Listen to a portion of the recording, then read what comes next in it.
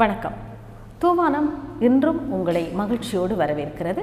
தூவானம் தருகின்ற அம்சங்கள் எல்லாமே உங்களை திருப்திப்படுத்துவதாக, உங்கள் பங்களிப்பை வேண்டியதாக அமைகிறது. தூவானம் இத்தனை நாட்களும் இயற்கை எழில் மிகுந்த அழகான இடங்களுக்கு உங்களை அழைத்து சென்றது.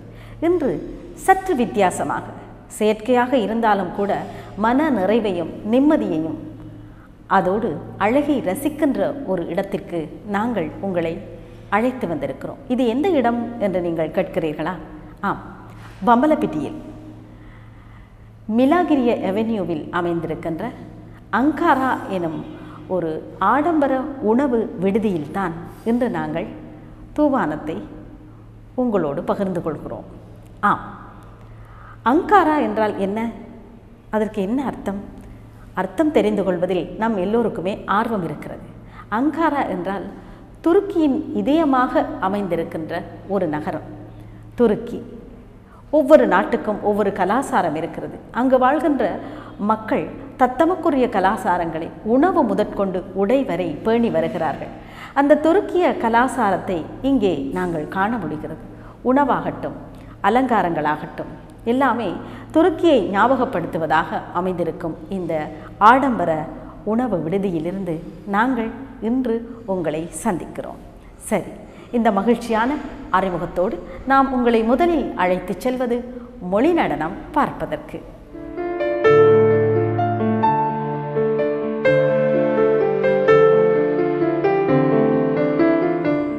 பொற்பாத சிற்றொன்றன் முற்றத்திற் சிற்பம் போல் எட்டத்திற் சற்றே நின்று எட்டிப்பார் தட்டை போட் கற்றை குழல் தொட்டு பேசும். பொற்பாத சிற்றொன்றன் முற்றத்திற் சிற்பம் போல் எட்டத்திற் சற்றே நின்று எட்டிப்பார் தட்டை போட் கற்றை குழல் தொட்டு பேசும். விண் தொட்டுப்போம் வட்டத்தேன் தட்டை போல், விண் தொட்டுப்போம் வட்டத்தேன் தட்டை போல் பட்டுப்பூஞ் சிட்டின்கண் சிற்றின்ப மெட்டில்பா சொட்டிக்கை தட்டித்தன் பட்டுக்கால் வீசும். எட்டுத்திக் எங்கும் கண் விட்டு பா சொட்டுவா, எட்டுத்திக் எங்கும் கண் விட்டு பா சொட்டுவா, இச்சிட்டு கிச்சிட்டு இச்சிட்டு கிச்சிட்டு தட்டச்சை போட் தட்டி கட்டிக்கொள் என்றென்னை கெஞ்சும். அச்சிட்டுக்குட்பட்டுப்பா இட்டம் போட் கட்டும் என் முற்றத்து சிற்பத்தின் தட்டு தேகத்தின் மேல் பெட்டி பாம்பாய் நெஞ்சி தஞ்சம். முற்றத்தின் முற்பக்கத் துட்சாகி துட்காரும் கட்டி கரும்பை ஒத்திட்ட குட்டிக்கு கிட்டத்திற் சற்றை போய் நின்றுட்டால், முற்றத்தின் முற்பக்கத் உற்சாகி துட்காரும் அக்குட்டிக்கு கிட்டத்திற் சற்றை போய் நின்றுட்டால், துட்டண்ணன் ரெட்ட போய் திட்டிக் கொண்டு அற்றை நாட்பட்டை போட் பட்டி காட்டிற் புட்பித்திட்ட பூஞ்சிட்டின்கண் பட்டு போயிற்ற நெஞ்சிற்று போயிற்று. இவ்வட்டாரத்திற்கண்ணி பட்டாளத்திற்கெல்லாம் முன்னிற்கும், இவ்வட்டாரத்திற்கண்ணி பட்டாளத்திற்கெல்லாம் முன்னிற்கும் பூஞ்சிட்டின் பேரெழில் பற்றி எண்ணற்ற பாக்கட்ட திட்டம் ஒன்றிட்டேன். முற்றத்தை சிற்பம் என் கண்ணட்டா தூரத்து கெட்டி போய் விட்டாலே கற்பனை எல்லாமே வீண். எட்ட முடியாத சாதனைகள், அடைய முடியாத குறிக்கோள்கள் என்று எதுவும் இல்லை என்று சொன்னாலும் கூட எத்தனை பேரால் தங்களுடைய குறிக்கோள்களை அடைய முடிகிறது என்ற கேள்வி இல்லாமல் இல்லை. எல்லோராலும் அடைய முடியும் என்றாலும் கூட அதற்கென்று ஒரு விலை இருக்கிறது. அந்த விலை வாழ்க்கையாக கூட இருக்கலாம். இப்படி எத்தனையோ விலைகளை கொடுத்து மனிதன் அடைகின்ற நோக்கம் அல்லது குறிக்கோள் அவனுடைய உலகத்தை, அதாவது அவனுடைய சமுதாயத்தை, அவனுடைய இனத்தை, அதாவது மனித இனத்தை வாழ வைப்பதாக இருக்குமானால் அது எத்தனை பெரியது. இப்படி ஏதாவது ஒன்றை சாதிக்க வேண்டும், என் சமுதாயம், என் மக்கள், என் உலகம் வாழ வேண்டும் என்கின்ற நோக்கத்தோடு படைப்பாளிகள் பலர் பலதை தந்திருக்கிறார்கள். அவற்றை எல்லோருமே எடுத்துக்கொள்ளாவிட்டாலும் ஒரு சிலராவது ஏற்றுக்கொள்கிறோம், அவர்களை போற்றுகிறோம். போற்றுதற்குரிய படைப்பாளிகளை, கலைஞர்களை கௌரவிக்கும் பட்டறைக்கு இன்றும் உங்களை அழைத்து செல்கிறோம். வாருங்கள். இன்று நாங்கள் அழைத்து வந்திருக்கும் அதிதி எங்களுக்கோ உங்களுக்கோ புதியவர் அல்ல, ஏற்கனவே நன்கு பரிச்சயமானவர். ஆனாலும் ஒரு சிறப்புக்காக நாங்கள் அவரை அழைத்து வந்திருக்கிறோம். வழமை போல் எல்லா அதிதிகளும் சிறந்த ஆளுமைகளாக, சிறப்புக்குரியவர்களாகத்தானே இருக்கிறார்கள் என்று நீங்கள் கேட்கலாம். இதில் ஒரு சின்ன வித்தியாசம். ஆம், மணிவிழா காணும் ஒருவராக நாங்கள் அவரை அழைத்து வந்திருக்கிறோம். அவர்தான் மேமன் கவி அவர்கள். வணக்கம் மேமன் கவி. வணக்கம் நாகபூஷணி அவர்களே. மேமன் கவி அவர்களே, இலக்கிய உலகம் அல்லது கலை உலகம் என்று சொல்லுகின்ற போது எல்லோருடைய பயணமும் வெற்றி பயணமாக அமைந்து விடுவதில்லை. எல்லோருடைய பயணமும் தொடர்ந்து ஓர் இலக்கினை போய் முடிவடைவதும் இல்லை. சில பயணங்கள் தோல்வியை தழுவலாம், சில பயணங்கள் இடைநடுவிலேயே நின்று போகலாம். உங்களை போன்றவர்கள் உங்களுடைய பயணத்தை சிறப்பாக முன்னெடுத்து செல்கிறீர்கள். நீங்கள் மணிவிழா கொண்டாடுவதற்கு தயாராக இருக்கிறீர்கள். இந்த மணிவிழா கொண்டாட்டத்தில் நீங்கள் இப்போது வந்து நிற்கும் இடத்திலிருந்து கொஞ்சம் திரும்பி பார்த்து அந்த பாதையின் அனுபவங்களை எங்களோடு பகிர்ந்து கொள்ளுங்கள். ஆம், நான் 1974ஆம் ஆண்டு எழுதி வருகிறேன். உண்மையிலே இந்த எழுத்து அல்லது இலக்கியம் என்றதை பொறுத்தவரை எனக்கு சற்று என்னுடைய நான் சார்ந்த குடும்பம் சமூகத்திலிருந்து சற்று அந்நியப்பட்ட ஒரு விஷயம். தாய்மொழி தமிழ் அல்லாத ஒரு சூழலில் இருந்து நான் வந்திருக்கிறேன். மேமன் சமூகத்திலிருந்து வந்து இந்த பாடசாலை காலத்திலிருந்து எனக்கு இருந்த இலக்கிய ஆர்வத்தின் காரணமாக, தமிழிலே கல்வி கற்றதின் காரணமாக நான் என்னுடைய இலக்கிய பயணத்தை ஆரம்பித்தேன். என்னுடைய முதலாவது கவிதை 1974ஆம் ஆண்டு சுதந்திரன் பத்திரிகையில் வெளிவந்தது. உண்மையிலே இந்த நீங்கள் கூறியது போல் இந்த நீண்ட கால இந்த 40 வருட கால இலக்கிய அனுபவத்தின் கலை இலக்கிய அனுபவங்களூடாக என்னை நான் சுயமாக வளர்த்திருந்தாலும் கூட எனக்கு மிக முக்கியத்துவம், அதாவது மிக பலமாக அமைந்த பல காரணிகள் உண்டு. முதலாவதாக இந்த மல்லியாசிரியர் டொமினிக் ஜீவா, என்னுடைய தமிழ் ஆசான் எம் அஸ்ரஃப் கான் மற்றும் நான் அந்த டொமினிக் ஜீவா அவர்களோடு நான் சேர்ந்து இணைந்த போது இந்த இலங்கை முற்போக்கு எழுத்தாளர் சங்கத்தோடு நான் என்னுடைய இணைவு, இதன் மூலமெல்லாம் நான் ஒரு ஒரு ஒரு காத்திரமான ஒரு இலக்கிய பயணத்தை அல்லது அதை பற்றிய சிந்தனையை வளர்த்து கொள்வதற்கான ஒரு சூழல் எனக்கு உருவாகும். ஸோ அந்த தடத்திலே நான் பயணம் செய்த போது இதுவரை நான் 8 நூல்கள் வெளிவந்திருக்கின்றன, 6 கவிதை தொகுதிகள், 2 கட்டுரை தொகுப்புகள். ஸோ இந்த பயணங்கள் தமிழ்நாட்டிலே வெளிவந்திருக்கின்றன. இந்த பயணத்தின் ஊடாக நான் கற்றுக்கொண்டது என்னென்றால், இலக்கியம் என்பது வெறுமனே ஒரு புகழ் பெறுகின்ற அல்லது வெறுமனே ஒரு நட்சத்திர அந்தஸ்து பெற விளைகின்றவர்களுடைய பணி அல்ல. அது ஒரு ஆத்மார்த்தமான அதற்கான ஒரு ஒரு அர்ப்பணிப்பு தேவை. விலை கொடுக்க வேண்டும். நீங்கள் சொன்னீர்கள், வாழ்க்கைக்கு விலை கொடுத்த வாழ்க்கையே விலையாக கொடுக்க வேண்டியிருக்கிறது. அதிலும் மேமன் சமூகம் என்கின்ற போது அது அந்நியமாக கலை இலக்கியம் சாதனங்கள் அந்நியமாக இருந்த ஒரு சமூகம். அடுத்ததாக ஒட்டுமொத்தமாக இன்றைய கலை இலக்கியத்துக்கு இருக்கின்ற மதிப்பீடுகள் பற்றிய சமூக பார்வை என்பதெல்லாம் அதை பற்றிய நான் பல விஷயங்களை கடந்து வந்த பல அனுபவங்களை, கசப்பான அனுபவங்களை, அதன் போராட்டங்களை கடந்து வந்தவன் என்ற வகையில் இதனை நான் தக்க வைத்துக் கொண்டிருக்கிறேன். இதன் மூலம் நான் பல விதமான அனுபவங்களை பெற்றிருக்கிறேன். மேலும் இன்னும் அந்த பூர்வத்துவம் திருப்தியின்மை என்பது ஒன்று ஏற்படவில்லை. தொடர்ச்சியாக இந்த பயணம், என்னுடைய பயணத்திலே இந்த தேடல் தொடர்கிறது. நிச்சயமாக மேமன் கவி அவர்களே, இன்றைய இளைஞர்களிடம் காண முடியாத அந்த சுறுசுறுப்பு, அந்த துடிதுடிப்பு, இவற்றோடு இன்றும் நீங்கள் பலம் வந்து கொண்டிருக்கிறீர்கள். மணி விழா கொண்டாடும் சந்தர்ப்பத்திலே நீங்கள் சொல்ல வேண்டும், எழுத்தோடு மட்டும் நின்று விடாமல் பல ஊடகங்களிலே நீங்கள் உங்களுடைய படைப்புகளை தந்திருக்கிறீர்கள். இன்று நாங்கள் உங்களை இந்த மணி விழா கொண்டாடும் சந்தர்ப்பத்திலே வசந்தம் தொலைக்காட்சியினூடாக சந்திக்கிறோம். அதே போல் உங்களுடைய ஆரம்ப இந்த தொலைக்காட்சியுடனான தொடர்பை பற்றி சொல்லுங்கள். நிச்சயமாக இன்றைய படைப்பாளி என்பவன் அவன் எழுத்தாளன் எழுதுகின்றவன் என்ற நிலைக்கு மாறி அவன் நான் அடிக்கடி கூறுவதுன்னு இன்று எல்லா விஷயங்களை பற்றி எழுத்து, வாசிப்பு, பிரசுரம் என்ற எல்லா விஷயங்களையும், மொழி சார்ந்த எல்லா விஷயங்களையும் மாற்றங்கள் ஏற்பட்டு. ஸோ என்ன ஒரு படைப்பாளி, சமகால படைப்பாளி என்பவன் சகல ஊடகங்களையும் வசப்படுத்த வேண்டியிருக்கிறது.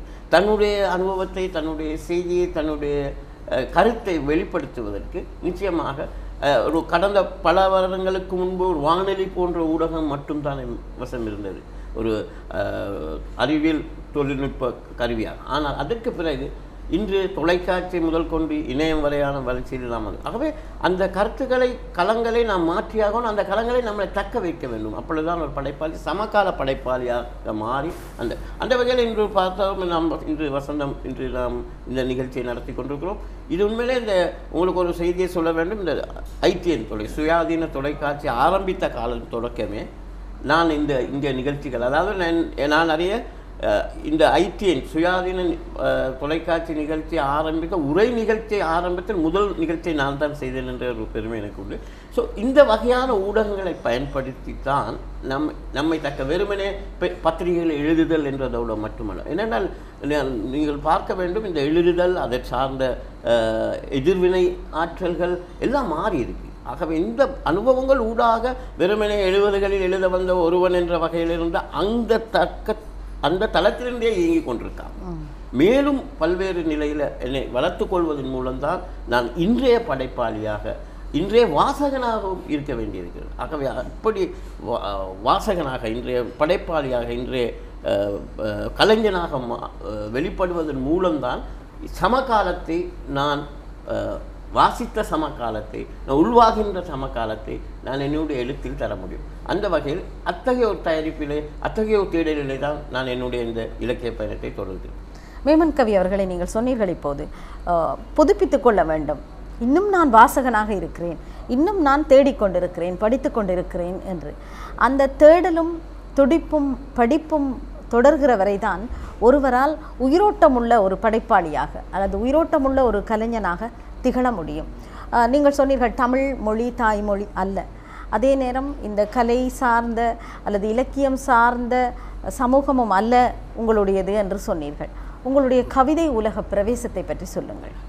உண்மை சொல்ல வேண்டுமென்றால் என்னுடைய பாடசாலை வாழ்க்கை என்பது 8ஆம் வகுப்பு தரத்தோடு தான் நிறுத்தப்பட்டுவிட்டது. அதற்கு காரணம் என்னுடைய சமூகம் ஒரு வர்த்தக சமூகம் என்பதனால் அதிலிருந்து வந்தவன் இந்த கல்வியை, பாடசாலை கல்வி தொடரவில்லை என்பதல்ல. முறையான கல்வியின் மீதான சலிப்பில் நான் இதை கைவிட்டேன். அதுக்கான ஆனால் அதாவது அந்த நேரத்தில் என்னுடைய கல்வி கற்கின்ற காலத்தில் கூட நான் வாசிக்கின்றவனாக, பல பொது நூல்களை வாசிக்கின்றவனாக இருந்தனால் எனக்கு இந்த பாட புத்தகங்கள் மீது ஒரு சலிப்பு வந்தது என்பதற்காகத்தான் நான் இந்த முறையான கல்வியை 8ஆம் வரை விட்டேன். பிறகு நான் திறந்த பல்கலைக்கழகத்தில் பத்திரிகை துறை செய்தேன், அது வேறு விலை. ஆனால் என்ன நடந்தது என்றால், இந்த அன்றைய வாசிப்பு என்னுடையது ஒரு பாட புத்தகத்தை கூட நான் ஒரு நாவலாக வாசித்து முடித்து விடுவேன். ஸோ இந்த தன்மையின் காரணமாக முறையாக, ஆனாலும் முறையாக ஒரு இலக்கணத்தை, கவிதை இலக்கணத்தையோ அல்லது சங்ககால இலக்கியங்களையோ பயில்வதற்கான சூழல் என்னிடமில்லை, என்னை சுற்றி இருக்கவில்லை. ஸோ நானாகவே எல்லாமே தேடினேன். கம்பராமாயணம் முதல் கொண்டு திருக்குறள், எல்லா பழந்தமிழ் இலக்கியங்களாக இருக்கட்டும், நவீன இலக்கியங்களாக இருக்கட்டும், நானாக தேடிய போது இந்த மரபு கவிதை, புது கவிதை என்ற அந்த அன்றைய நேரத்தில் மிக மேலோங்கி இருந்த ஒரு நேரத்தில் இந்த புதுக்கவிதை எனக்கு பரிச்சயமான போது அது அன்றைய தன்மையுடையதாக இருந்ததன் காரணமாக நான் என்ன செய்தேன் என்றால் அதை ஓரளவு அதிகமாக எழுதத் தொடங்கினேன். அப்படி எழுதிய போது நான் என்ன யோசித்தேன் என்றால், இதுவரை புதுக்கவிதை துறையில் ஏற்பட்டிருக்கிற வளர்ச்சி, நான் எழுத வந்த காலம் வரை காட்டு, அதை வானம்பாடி இயக்கம் அந்த தமிழகத்தில் மிக முக்கியமாக பிரபல்யம் பெற்றிருந்த சூழல், மேற்றா போன்றவர்கள் அதில் அவர்களின் தாக்கத்தில் எழுத வந்தோம் என்பது மறுப்பதற்கில்லை. ஆனாலும் நான் அதே நேரத்தில் எழுத்து சஞ்சிகை போன்ற கலை வேறு விதமான புது கவிதையை அழைத்து சென்றவர்களுடைய குழுவினருடைய எழுத்துக்களையும் நான் படித்தேன். ஸோ இவ்வெல்லா வகையான எழுத்துக்களை படித்த போது புதுக்கவிதையில் ஒரு புதுமை செய்ய வேண்டும், அல்ல புதுக்கவிதையில் ஒரு மாற்றமான விஷயம் செய்ய வேண்டும். அப்பொழுதுதான் எனக்கு அந்த எவ்வாறான அவர்களுடைய, அதாவது சமூக பிரச்சனையற்ற முறையில் எழுதியவர்கள் என்று குற்றச்சாட்டப்பட்ட எழுத்து குழுவினர்களுடைய எழுத்து முறைமையும் வானம்பாடி சமூகத்தினருடைய கவிதை இயக்கத்தினுடைய சமூக பிரஜையை கலந்த ஒரு நடையை உருவாக்கி, பிற்காலத்தில் என்ன நடந்தது என்றால், நான் என்னுடைய வாசிப்பின் மூலம் எனக்கு ஏற்பட்ட ஒரு தெளிவு என்னென்றால், இந்த மரபு கவிதை, புது கவிதை என்ற பேதமே ஒரு அர்த்தமற்றது என்றாக்கப்பட்டது. நவீன கவிதை, அந்த நவீன கவிதை யாப்பில் அமையலாம், படிமம் குறியீடுகள் கூட அமையலாம். ஆனால் நவீன கவிதை என்பது ஒரு வகை வடிவத்தில் நூமான் சார் கூறுவார், இந்த புது கவிதை, மரபு கவிதை என்ற போராட்டங்கள் எல்லாம் வசனத்தை ஊடகமாய் கொண்டது புதுக்கவிதை, செய்யுளை ஊடகமாய் கொண்டது மரபு கவிதை. ஆகவே இந்த செய்யுள் ஏன் வசனத்துக்குள் கவிதை எழுதுதல் என்பது மிகப்பெரிய சவாலான ஒரு விஷயம். யாப்புக்குள் கவிதை எழுதுவது ஒரு பெரிய சவால் அல்ல. ஏனென்றால் அதுக்கான ஏற்கனவே நிர்ணயிக்கப்பட்ட உங்களுக்கான ஒரு ஃப்ரேம் இருக்கின்றது. ஆனால் புது கவிதை என்பது வசனத்தில் கவிதை எழுத வேண்டும், கத்தி மேல் பயணம். ஸோ இது பலவிதமான விஷயங்களை பற்றி நான் பயிலர் தொடங்கிய போது அதுக்குள்ள என்னுடைய அனுபவங்களை சொல்வதற்கு. இப்போ நான் வந்து மரபு முறையாக பயின்றவன் அல்ல விட்டாலும் நன்றாக நான் படித்து கொண்ட போது இந்த மரபு கவிதை என்றால் என்ன, புது கவிதை என்றால் தெளிவு வந்த பிறகும் கூட என்னுடைய படைப்பு என்பது எனக்குள் இருந்து வெளிப்படுகின்ற ஒரு படைப்பு, அது தனக்கான ஒரு வடிவத்தை பெற்றுக் கொடுக்கிறது. இப்போ எக்ஸ்ட்ரா பவுண்ட் போட்டு ஆங்கில புது கவிதை சொல்வார், நீரை எந்த பாத்திரத்தில் நீங்கள் ஊற்றுகிறீர்களோ அந்த பாத்திரத்தின் வடிவத்தை நீர் பெற்றுக்கொள்ளும்.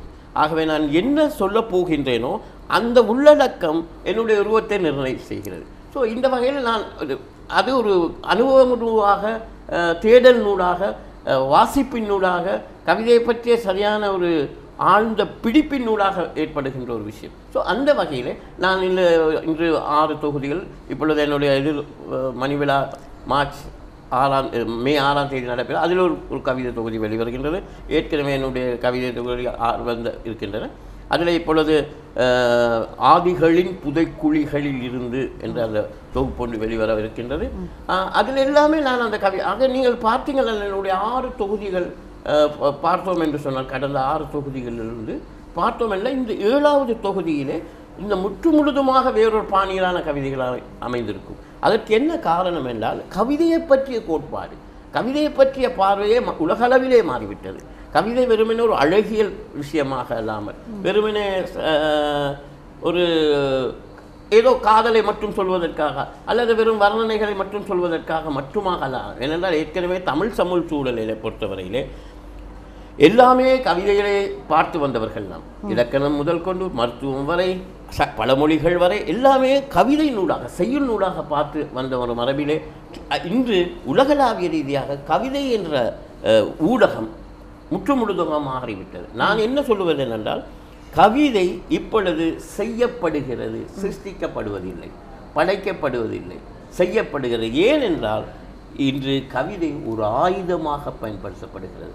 சமூக போராட்ட விஷயங்களுக்காக பலவிதமான முதன்மை வகிப்பது இந்த கவிதை தான். ஆகவே நான் அந்த செய்யப்படுகிறது என்று நான் ஏன் சொல்கிறேன் என்றால், செய்நேர்த்தி திறனை வைத்துக் கொண்டு நான் இதை சொல்லவில்லை. அதாவது கிராஃப்ட்மேன்ஷிப், அதாவது ப்ரொடக்ஷன் பண்ணுறது என்பது அல்ல. அந்த செய்யப்படுகின்ற சொல்வது ஆயுதங்கள் எவ்வாறு செய்யப்படுகின்றனவோ அவ்வாறு அந்த செய்யப்பட்ட ஒரு அரசியலோடு இன்று கவிதைகள் எழுதப்படுகின்றன. புதிய எழுத்தாளர்களாக புதிய கவிஞர்கள் வந்தாலும் கூட நீங்கள் அவதானித்து பார்த்தால் அவருடைய சமகாலத்தை பாடாத அல்லது சொல்லாத எந்த ஒரு கவிஞனை நீங்கள் பார்க்க, அவருடைய திறன், வெளிப்பாட்டு திறன், கவி வெளிப்பாட்டு திறனில் மாற்றங்கள் இருக்கலாம், உயரம் கீழே மேலும் கீழே, ஆனால் சமகாலத்தை அவன் பாடுகிறான். சமகாலத்தை பற்றி அவனுடைய கோபத்தை, அவனுடைய ஆவேசத்தை தன்னுடைய அந்த வடிவத்தினூடாகவே. ஆகவே அந்த ஒரு பார்வையில் தான் இன்று என்னுடைய கவிதை பயணத்திலே நான் போய்கொண்டிருக்கிறேன். அதை இன்னும் நான் எளிமைப்படுத்த வேண்டும், இன்னும் தேட வேண்டியிருக்கிறது. கவிதை வடிவங்கள், கவிதை மாற்றங்கள் பற்றி சொன்னீர்கள். காலத்துக்கு காலத்தின் தேவைக்கேற்ப அது தன்னை மாற்றிக்கொள்கிறது அல்லது மாற்றப்படுகிறது. இந்த கவிதையின் மாற்றங்கள் அதன் போக்குகளிலே எத்தகைய தாக்கத்தை செலுத்துகின்றன? உங்களுடைய அனுபவத்தின்படி இந்த கவிதை தன் உருவத்தை மாற்றிக்கொள்வது பற்றிய அபிப்பிராயத்தை சொல்லுங்கள். உண்மையில் இந்த கவிதை உருவங்களின் மாற்றம் அல்லது கலை இலக்கிய உருவங்களின் மாற்றம் என்பது வெறுமனே அவற்றில் மட்டும் மாற்றங்கள் நடக்கவில்லை. மனித வாழ்வில் ஏற்பட்டிருக்க சமூக அரசியல் நிலவரங்கள் எல்லாமே எல்லா விஷயங்களையும் மாற்றியிருக்கின்றன. எல்லா ஒவ்வொரு விஷயங்களையும் என்பதுதான் உண்மை. மாறாது என்பது கிடையாது. ஒரு இயங்கவியல் தன்மையோடு எல்லாமே மாற்றத்துக்கு உட்படுகின்றன. இன்று நீங்கள் உங்களுக்கு தெரியும், முன்பு ஒவ்வொரு உதாரணமாக இந்த கணினித்துறையில் இருப்பவர்களுக்கு தெரியும், இந்த அப்கிரேட் எந்த நேரமும் புதிய புதிய மென்பொருள்கள் வளர்வது போல் அன்று தொலைக்காட்சியில் நாம் நிகழ்ச்சிகள் செய்து கொண்டிருந்த முறைமையிலிருந்து இன்று இது பலவித எல்லா மாற்றங்கள். சரி, இந்த கலை இலக்கியங்கள் உருவங்களில் மாற்றங்கள் என்பது எதை சார்ந்தது என்று சொன்னால் சமூக அரசியல் நிலவரங்களை பொறுத்து இருக்கு. இப்படி உதாரணமாக இப்போ நாம் கவிதையை பற்றி பேசுகிறோம் என்றதுனால அதை சொல்லுகிறேன். உதாரணமாக மரபு கவிதை, புது கவிதை என்ற அந்த விவாதங்கள் இன்னும் சிலர் இருக்குது. ஆனால் நாங்கள் அதை இன்னும் புறம் தள்ளிவிட்டோம் என்று கூட சொல்லலாம். இந்த மரபு கவிதை என்றால் இந்த இலக்கண விதிகள் எதற்கு வந்தனவே, ஒவ்வொரு சமூக காலத்திலே அந்த தேவைக்கு ஏற்ப அந்த ஒரு வகைகளை நீங்கள் பார்த்தீர்கள் என்றால் தெரியும். தமிழ் இலக்கியத்திலே வகைகள், ஒரு காலத்தில் குரல் வடிவம், குரல் பா வடிவமும் வெண்பாக்கள் வந்தது, பிறகு ஆசிரியர் பா வந்தது, பிறகு சிந்து வகை. இவை எல்லாமே காலத்துக்கு ஏன்னா சிந்து வகை உதாரணமாக ஒரு சிந்து பா வகையை எடுத்துக்கொண்டால் அது ஏன் அந்த தோன்றியது என்று சொல்லி ஆழ்ந்து கவனித்தால் நாட்டார் பாடல்களுடைய எழுச்சி இந்த சிந்து பாடல்கள் இந்த பாரதியார் போன்றவர்கள் சிந்து சந்தத்திலே இந்த பாடல்கள் கவிதைகள் எழுத வேண்டிய தேவைன்னா அந்த நாட்டார் பாடல்களை பற்றிய விளிம்புநிலை மக்கள் பற்றிய சிந்தனைகள் மேலோங்கி இருந்தன. இவ்வாறாக ஒவ்வொரு மாற்றங்களும் ஏற்படுகின்ற போது உருவங்கள் அதே நேரத்தில் இந்த இலக்கணம் என்பது அன்றைய காலத்தில் பதிவு செய்ய முடியாத சூழல் இருந்ததனால் அந்த மனப்பாடம் செய்து கொள்வதற்கு வசதியாகத்தான் அந்த இலக்கண விதிகள் இருந்தன. ஆனால் இன்று அறிவை பொறுத்தவரையில் அல்லது எந்த ஒரு விடயத்தை நாம் எங்கள் நினைவு அந்த ஞாபக இதுக்குள் வைக்க வேண்டிய தேவை அது ஒரு இடத்தில் தேங்கி இருக்கு, தேவையான இடத்தில் நாம் அதை எடுத்துக்கொள்ளலாம். ஸோ அதுக்கான உருவம் மாறுகிறது. ஆகவே அந்த கவிதை என்பதும் சரி, உருவம் என்பது சரி, இந்த மாற்றங்கள் சமூகம் சார்ந்தது. அதன் மாறக்கூடாது என்பதும் மாறக்கூடாது என்பது சொல்வதோ அல்லது மாறாது என்று சொல்வது ஒரு சரியான சமூக இயங்கியவியலை புரிந்து கொள்ள முடியாத ஒருவர்களின் கூட்டாக அமையுள்ளார். மேமன் கவி அவர்களே, மணிவிழா கொண்டாடும் தருணத்தில் உங்களுடைய அந்த நீண்ட கால அனுபவத்தை எங்களோடு பகிர்ந்து கொள்கிறீர்கள். இந்த அனுபவத்திற்குள்ளே விமர்சனம் அல்லது திறனாய்வு என்று சொல்லப்படுகின்ற ஒரு பகுதியும் உங்களுடைய அந்த பன்முக சார்பிலே இருக்கிறது. அதை பற்றி சொல்லுங்கள். நான் உண்மையில் நான் கூறியது போல் ஒரு கவிஞனாக கவிதைத்துறையில் ஈடுபட்டவர், கவிஞனுக்கு கூட நான் சொல்லிக்கொள்ள விரும்பவில்லை, ஒரு கவிதைத்துறையில் ஈடுபட்டவனாக நான் என்னுடைய இலக்கிய பயணத்தை ஆரம்பித்த போது இடையில் ஒரு விஷயத்தை சொல்ல வேண்டும். அதாவது ஒரு வாசகன் என்பவன் தான் உள்வாங்குகின்ற படைப்புகளை பற்றி தன் கருத்துக்களை சொல்ல வேண்டும் என்ற ஒரு மன அழுத்தம் அல்லது ஒரு நச்சரிப்பு அவனுக்குள் ஏற்படுவதுண்டு. அந்த நேரத்தில் தான் இன்றைய காலகட்டத்தில் மொழியியல் துறையில் ஏற்பட்டிருக்க மாற்றங்கள் எல்லாம் வாசகனின் பிரதி அல்லது வாசகனே விமர்சகனாகி கொண்டிருக்கிற ஒரு காலகட்டம். ஸோ நான் ஒரு தீவிர வாசகன் என்ற வகையில் நான் பயிலுகின்ற புத்தகங்களை பற்றி என்னுடைய பார்வையில் என்னுடைய கருத்துக்களை பதிவு செய்ய ஆரம்பித்திருக்கேன். அந்த அத்தகைய கட்டுரைகள் அடங்கிய ஒரு தொகுப்பு தான் ஒரு வாசகனின் பிரதிகள் என்று கொடகை வெளியாக வெளிவந்தது.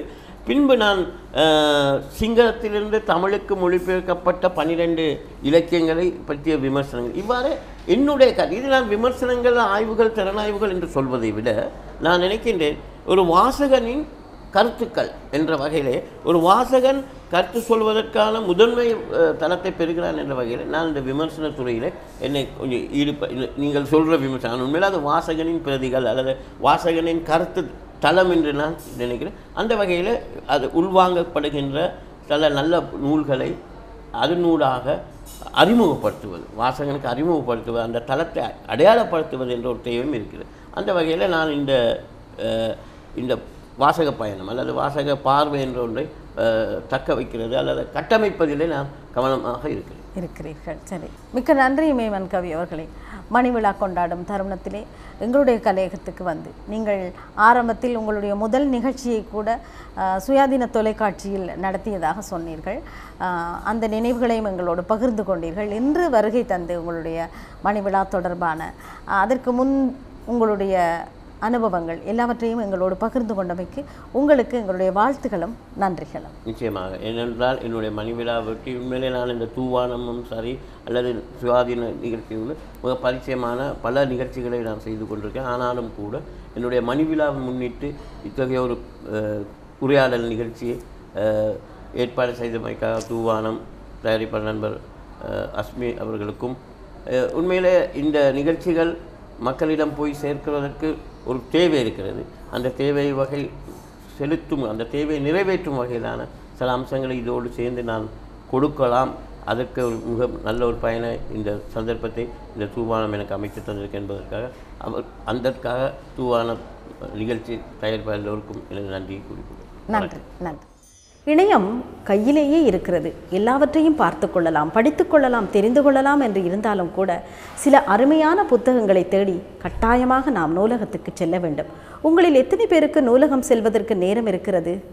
அப்படியே சென்றாலும் எப்படி நல்ல புத்தகத்தை தேடி எடுப்பீர்கள்? நல்ல புத்தகம் என்று சொல்லும்போது வாசிக்க வேண்டிய சிறந்த புத்தகங்களைத்தான் சொல்கிறோம்.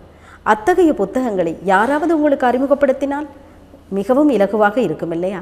அதைத்தான் நாங்கள் செய்கிறோம். இதோ நூலகம் வாசல் திறந்து வரவேற்கிறது.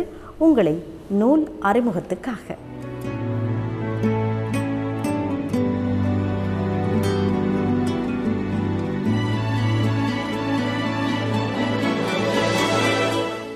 இன்னும் ஒரு நூலகத்திலே சந்திப்பதில் மகிழ்ச்சி அடைகிறோம்.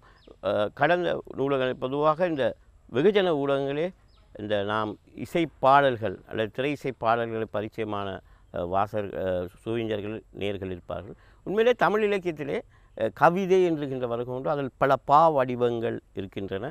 அதுக்குரிய வரலாறு இருக்கின்றது. இவ்வாறான வடிவங்கள் எல்லாம் பயன்படுத்தப்பட்டிருக்கு என்பதெல்லாம் பல ஆய்வுகள் நடைபெற்று கொண்டிருக்க.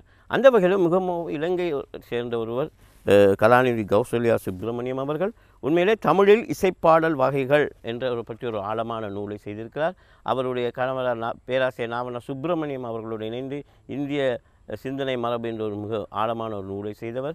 இந்த நூலிலே எவ்வாறு தமிழில் அவ்வப்போது பாவகைகள் கையாளப்பட்டிருக்கின்றன என்பதை பற்றியெல்லாம் மிக ஆழமான ஒரு ஆய்வை இவர் செய்திருக்கார். நமக்கு இங்கு புதுக்கவிதை போன்ற வருகைக்கு பிறகு இந்த பழந்தமிழ் இலக்கியத்திலே அல்லது அந்த கவிதையிலே எவ்வாறான வடிவங்கள் பயன்படுத்தப்பட்டிருக்கின்றன என்பதை பற்றி ஒரு அறிதலும் நமக்கு தேவை. அது இளைய தலைமுறையினர்கள் வெறுமனே புதுக்கவிதை என்பதோடு தங்களை மட்டுப்படுத்தாமல் இதை பற்றிய ஒரு அறிவும் தேவைப்படுகின்ற ஒரு தேவை இருக்குது. ஏனென்றால் இந்த வடிவங்களுடைய தோற்றங்கள் என்பது வெறுமனே ஒரு மொழி சார்ந்ததாக அல்லாமல் இது ஒரு சமூக ரீதியான சூழல், சமூக ரீதியான நிலவரத்தின் ஊடாக பல்வேறு ரீதியாக இந்த வடிவங்கள் கையாளப்பட்டிருக்கின்றன.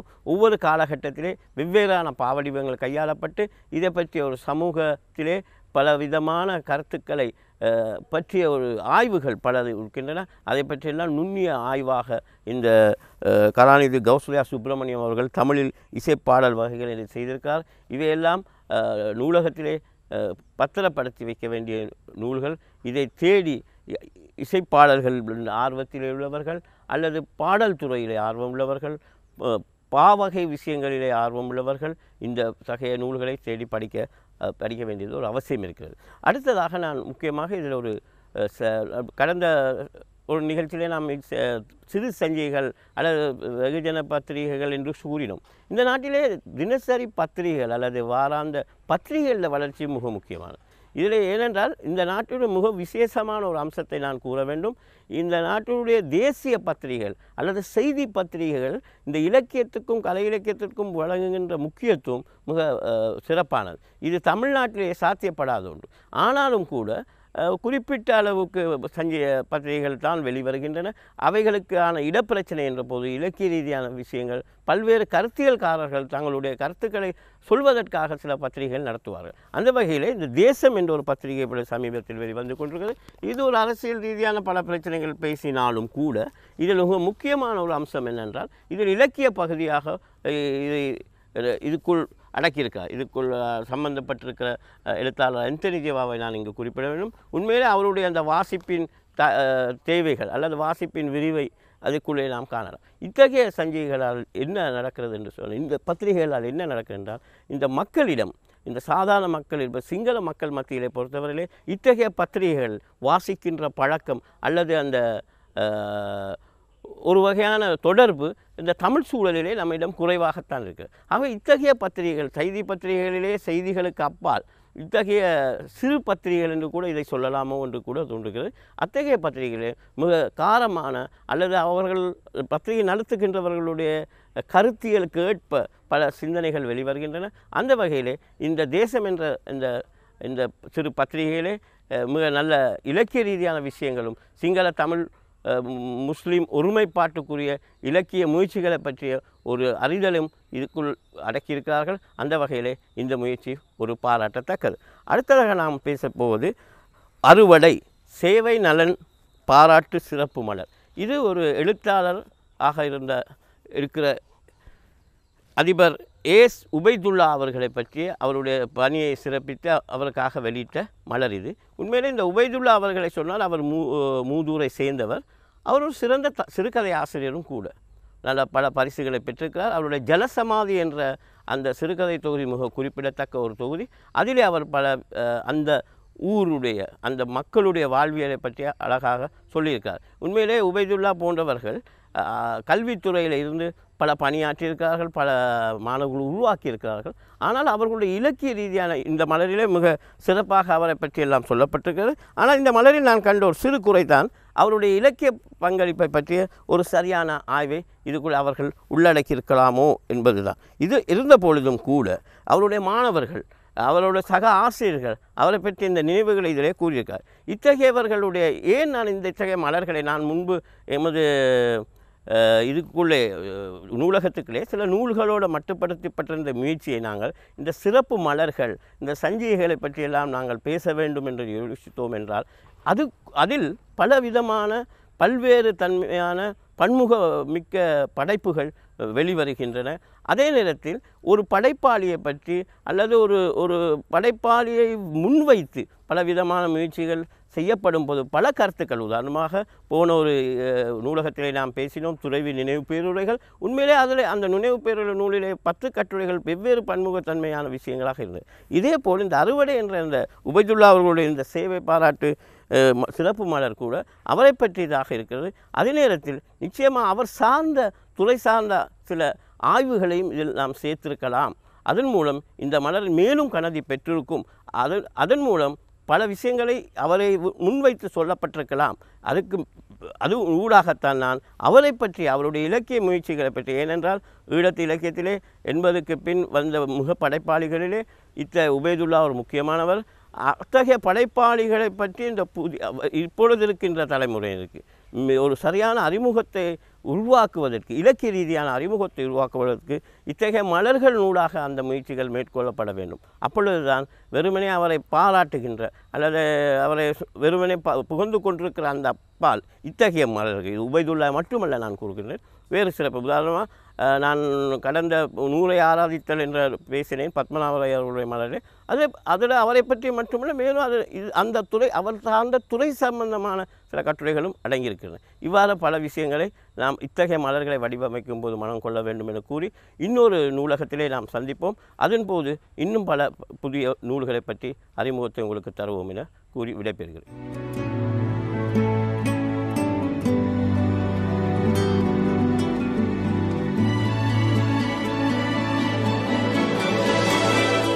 இன்றைய நூலகத்தில் நாம் உங்களுக்கு அறிமுகம் செய்த நூல் வாசிக்க வேண்டும் என்கின்ற ஆர்வத்தை உங்களுக்குள் ஏற்படுத்தி இருந்தால் அது மகிழ்ச்சிக்குரிய விடயமே. சரி, நாங்கள் மீண்டும் அடுத்த வாரம் உங்களை சந்திப்போம். இப்போது விடைபெறுகிறோம். நன்றி, வணக்கம்.